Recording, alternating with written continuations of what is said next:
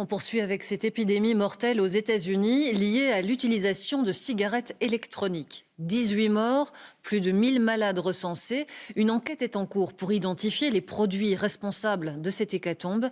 Il semblerait qu'une grande partie des victimes consommaient des recharges au THC, c'est-à-dire l'agent psychoactif du cannabis. Jean-François Noulet. Le vent de panique autour de la cigarette électronique a commencé à souffler aux États-Unis, au point que plusieurs villes ou États suspendent la vente de ces cigarettes ou des liquides aromatiques, en cause près de 20 décès suspects et un millier de malades atteints d'affections pulmonaires. Les médecins ont éliminé les causes médicales classiques. Restait un point commun à quasi tous ces patients, avoir utilisé une cigarette électronique au cours des 3 derniers mois. Et notamment dans cette cigarette électronique, il y avait un e-liquide qui contenait, dans plus de 80% des cas, du THC, qui est une substance dérivée du cannabis. Par définition, si c'est un produit illégal qu'il y a dans le e-liquide, c'est acheté sur un marché parallèle où il n'y a aucun contrôle. Jusqu'à présent, l'Europe ne serait pas touchée par cette vague d'affections pulmonaires en lien avec l'utilisation de cigarettes électroniques.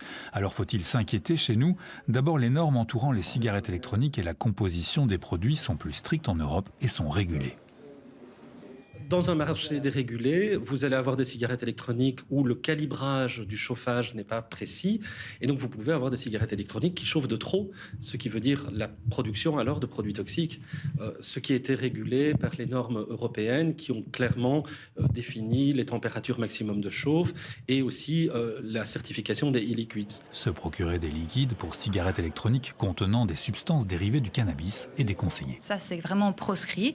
Je pense que si on décide d'utiliser la cigarette électronique comme moyen de sevrage tabagique, il faut que ce soit encadré.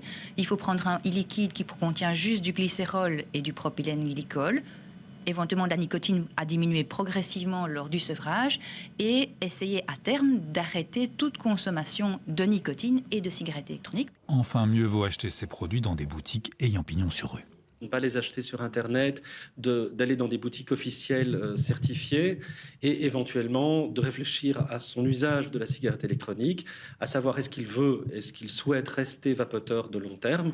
Car on n'a encore aucune idée des effets à long terme de la cigarette électronique sur la santé.